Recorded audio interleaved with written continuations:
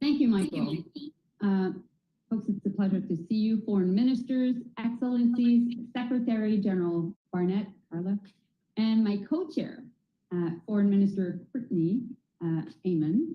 And I would like also to acknowledge the presence of great Canadian MPs with us today.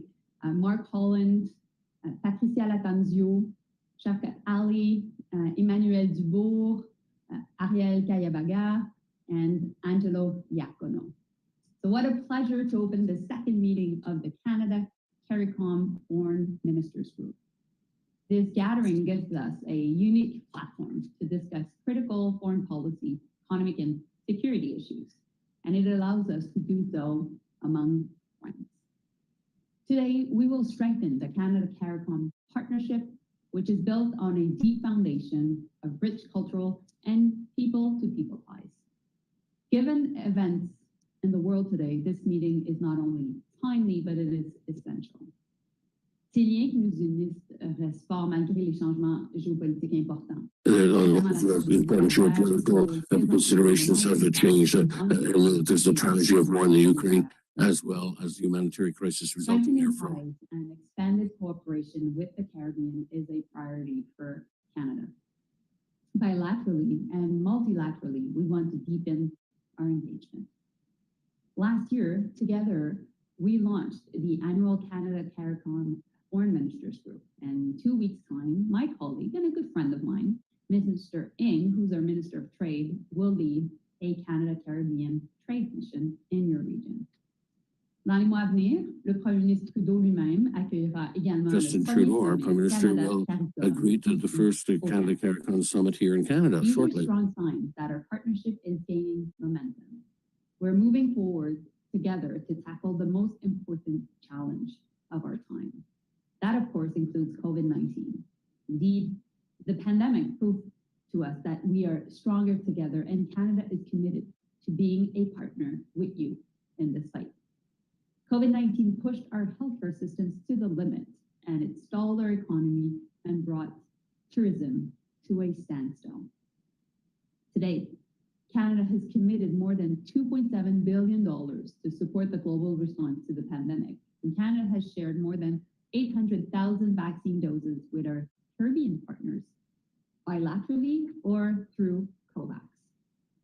Together, we will continue to ramp up our focus on both vaccine delivery and strengthening health systems and ensuring that vaccines turn into vaccinations.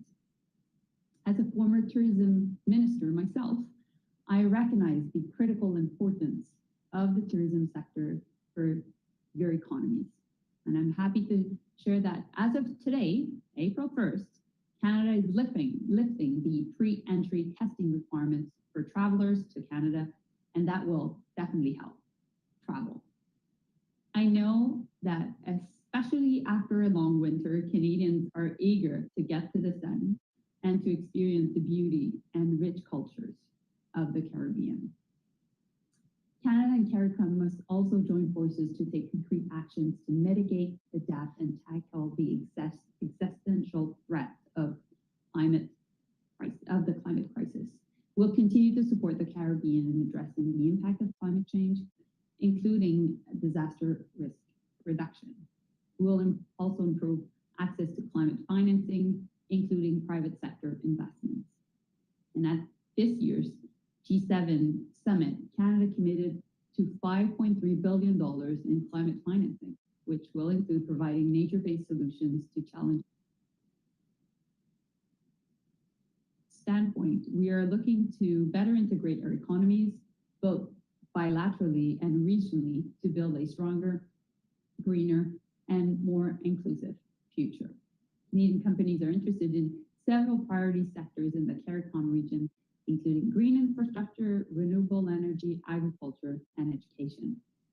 I'm also very keen to engage with you on the situation in Ukraine and to hear your views on this unfolding crisis. CARICOM has issued a powerful statement against the invasion. Canada also condemns in the strongest possible terms the Russian leadership's unjustifiable war on Ukraine. And I'm proud that Canada and CARICOM are standing together at the UN in the face of this heinous and unconscionable. C'est pas seulement une attaque contre l'Ukraine, c'est une attaque contre le droit It's international. not only an attack against Ukraine, but against the rights of democracy, as the Charter of the United Nations, and against diversity as well. And we all have an obligation to defend freedom. Meaningful and highly productive meeting this morning as we prepare for the leaders' meeting in the coming months. The substance of today's discussions will form the basis for the inaugural Canada-CARICOM Summit. We have much work to do on the pressing issues I've just spoken of, and I look forward to hearing from you and, of course, to working together. Thank you all. Merci beaucoup. Ça me fait plaisir d'être avec vous. Thank you very much. It's a pleasure for me to be with you today. Thank you very much, Minister Joly. I now have the pleasure to invite the Honourable Eamon Courtenay, Minister of Foreign Affairs, Foreign Trade, and Immigration of Belize and Chairman of the CARICOM Council for Foreign and Community Relations, to provide his opening remarks. Minister, you have the floor. Thank you very much, Minister Grant. Good morning, colleagues. Buenos dias. ¿Cómo estamos? ¿Todos bien? Is everybody Mélanie, feeling well it's this a morning? pleasure to be co-chairing this meeting with you. As we have already been informed, we have only 2 hours to complete our very substantive agenda. So let me be brief. This is only the second meeting of what is becoming a structured engagement between the foreign ministers of Canada and CARICOM. We are building on a long history of engagement, on a solid foundation of shared values and interests, and on a common commitment to regional solidarity, peace, and stability. Now, more than ever, countries like ours, which share a deep commitment to peace, to the multilateral system, and to international cooperation, must unite. For some time, we have observed with concern the fraying of the multilateral system. We witness unchecked flouting of international law, the emergence of blocks of states circumventing multilateral platforms to pursue narrow objectives.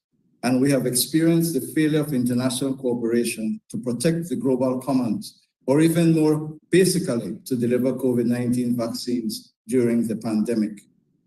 The Russian invasion of Ukraine has shaken the foundation of the rules-based international system that we have taken for granted. As developing states which seek predictability, protection, and security in the international system, these are dangerous times. The confluence of crises, whether climate or health or military conflict, underscores the urgency of strengthening engagement mechanisms among countries like ours in support of the multilateral system.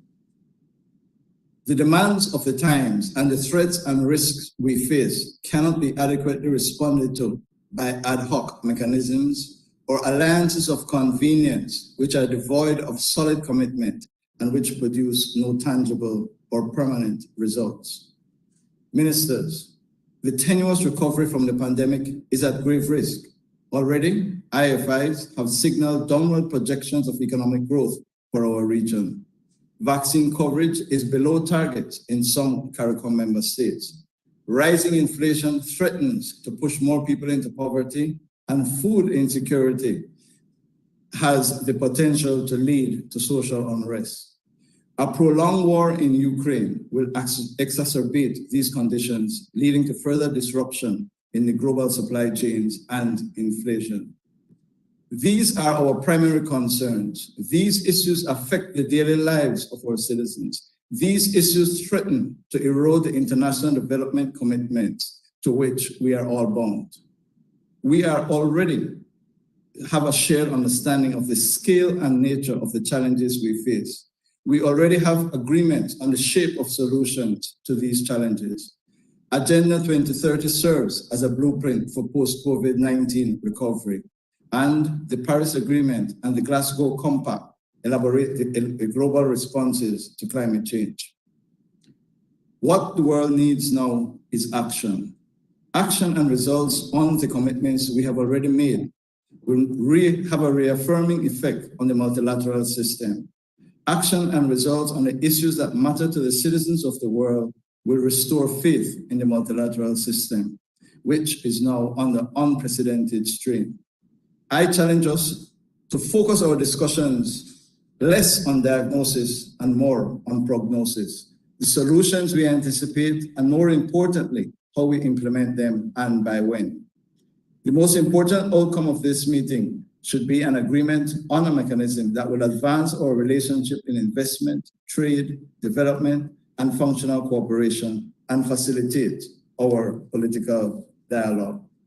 Together, CARICOM and Canada have the standing and capacity and respect to champion multilateral solutions to the crises of today. For example, CARICOM has long opposed the illogical formula which has excluded many of the vulnerable members of CARICOM from accessing grants and concessionary financing. Canada has an important voice at the tables of the G7 and G20. Canada represents the Caribbean on the boards of the World Bank and the IMF. These positions allow Canada to exert strategic influence on the international financial system. The forthcoming finalization and implementation of the Multidimensional Vulnerability Index can be a game changer for development financing and strengthening of the international financial safety net if IFIs adopt it and apply it post-haste. Canada's leadership, Mélanie, in our hemisphere and on the global level is needed now more than ever. Joint CARICOM Canada advocacy and action on climate change, pandemic recovery, and achievement of the SDGs can be catalytic to multilateral action. These issues are existential for us. We will not allow them to be ignored by a world focusing on great power competition. CARICOM values our partnership with Canada. We believe that an important beginning is to grant our nationals visa-free travel to Canada. At present, only 2 CARICOM states enjoy this privilege, whilst Canadians travel unrestricted to the Caribbean. Naturally, our ministerial level meeting should be the foundation for a heads of government meeting. Given the regional and global outlook, such a meeting is urgent. Ministers, let's have a productive meeting. Muchas gracias. Thank you very much, Minister Courtenay. I now have the pleasure of inviting Dr. Carla Barnett, Secretary General of the Caribbean Community, to offer her opening remarks. Secretary General, you have the floor. Thank you very much, Chairman. Honourable Mélanie Joly, Minister of Foreign Affairs of Canada, Senator the Honourable Eamon Courtenay, Chair of COFCOR, Foreign Minister of Belize, other ministers and heads of delegations of CARICOM and senior officials present. I am pleased to see the second meeting of the CARICOM Canada Foreign Ministers Group taking place. I anticipate a successful meeting, which will no doubt contribute to the further strengthening of the close ties between CARICOM and Canada. Our member states place great value on this special relationship that has been forged with Canada and the excellent spirit of cooperation that has been its hallmark.